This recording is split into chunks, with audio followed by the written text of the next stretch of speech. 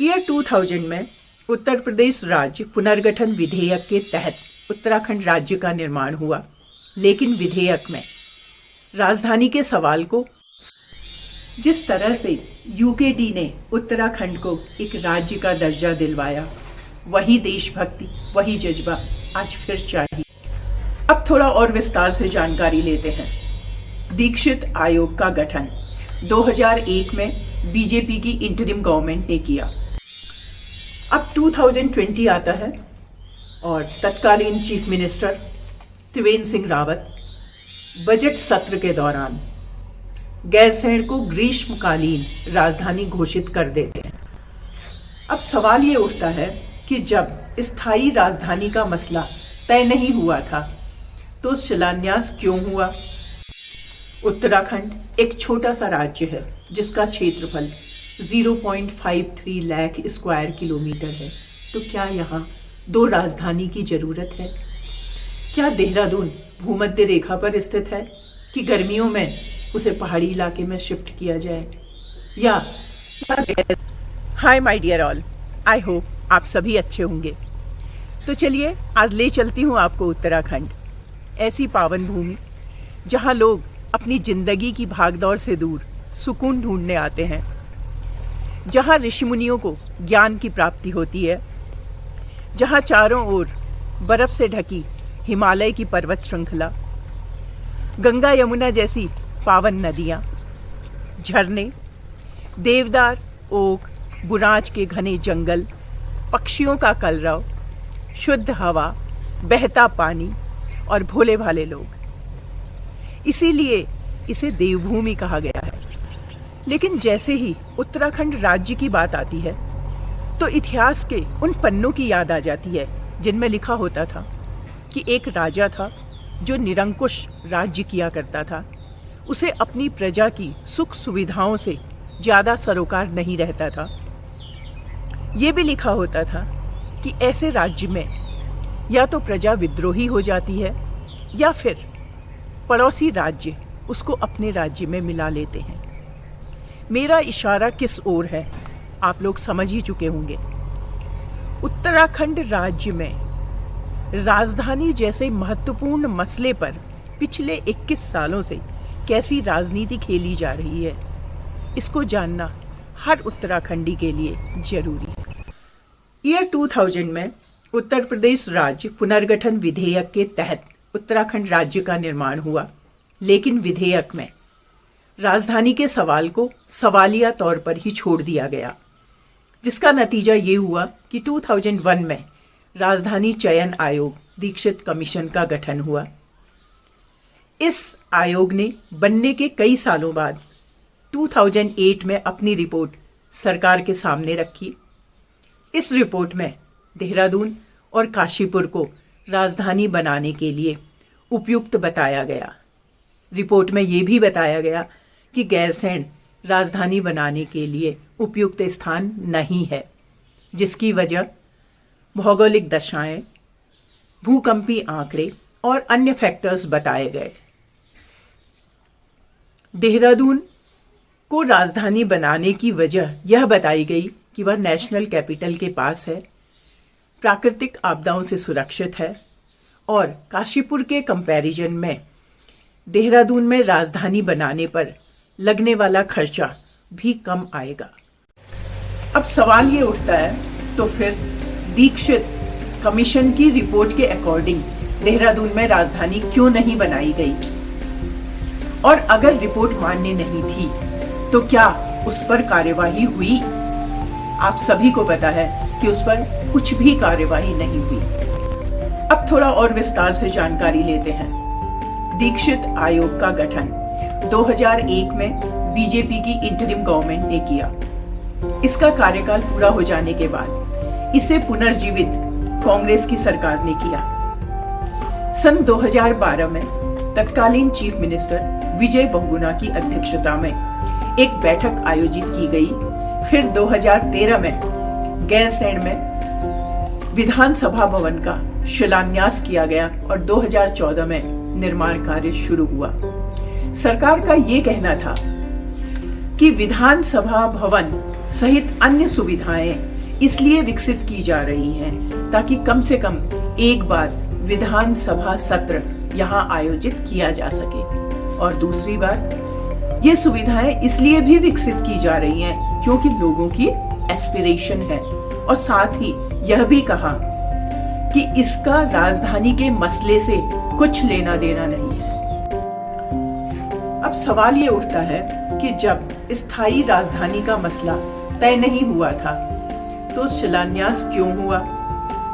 दूसरी बात, विधानसभा भवन वहीं बनाया जाता है जहां राजधानी होती है।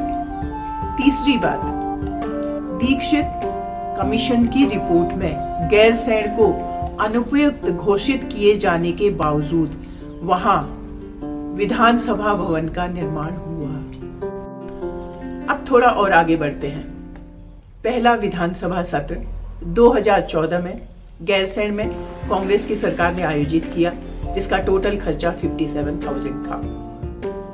विधानसभा का दूसरा सत्र 2016 में कांग्रेस ने किया, जिसका टोटल खर्चा 1 करोड़ था। विधानसभा का तीसरा सत्र 2018 में बीजेपी की सरकार ने किया, जिसमें टोटल खर्चा 1.02 करोड़ आया। ये डेटा आरटीआई की एक क्वेरी में रिवील किए गए हैं। अब सवाल ये उठता है कि क्या जनता के इस पैसे को सत्र को देहरादून में आयोजित करके बचाया नहीं जा सकता था, जबकि उत्तराखंड सरकार ऑलरेडी कर्जे में डूबी हुई है। आज की डेट में हर उत्तराखंडी पर 74,000 का कर्जा है। अब 2020 आता है और तत्कालीन chief minister Trivendra Singh Rawat budget सत्र के दौरान गैरसैंण को ग्रीष्मकालीन राजधानी घोषित कर देते हैं। सोचने की बात है कि 2018 तक जो 3 विधानसभा सत्र गैरसैंण में आयोजित किए गए, क्या वो ग्रीष्मकालीन राजधानी के तहत नहीं थे? दूसरी बात, क्या गैरसैंण में जो विधानसभा भवन का निर्माण हुआ वो ग्रीष्मकालीन राजधानी के तहत नहीं हुआ? तो फिर 2020 में गैरसैंण को ग्रीष्मकालीन राजधानी घोषित करने का क्या औचित्य है?